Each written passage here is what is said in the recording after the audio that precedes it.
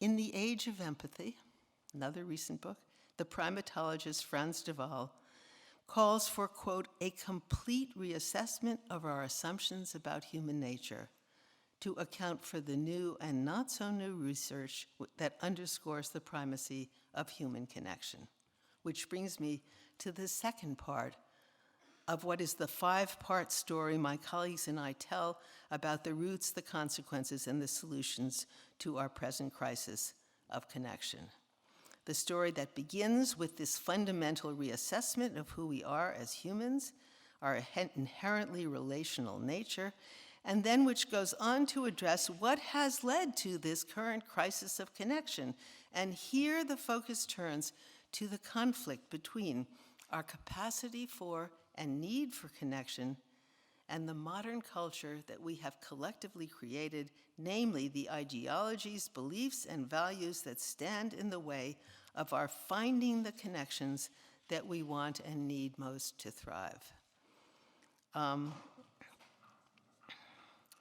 here, what comes to the fore are those ideologies which in particular force a loss of connection in the interest of establishing and maintaining hierarchies of privilege and power. That is, the various ideologies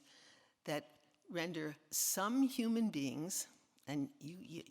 whether on the base of religion or caste or class or whatever, superior, and others inferior. That is,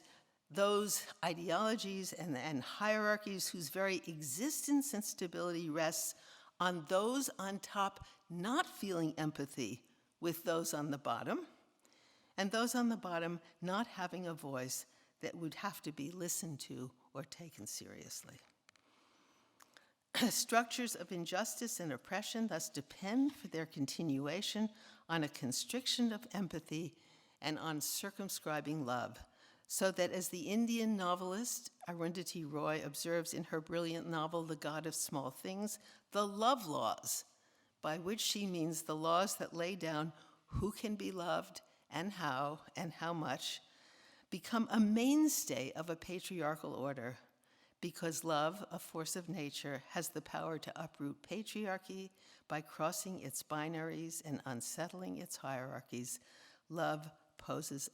a danger to patriarchy.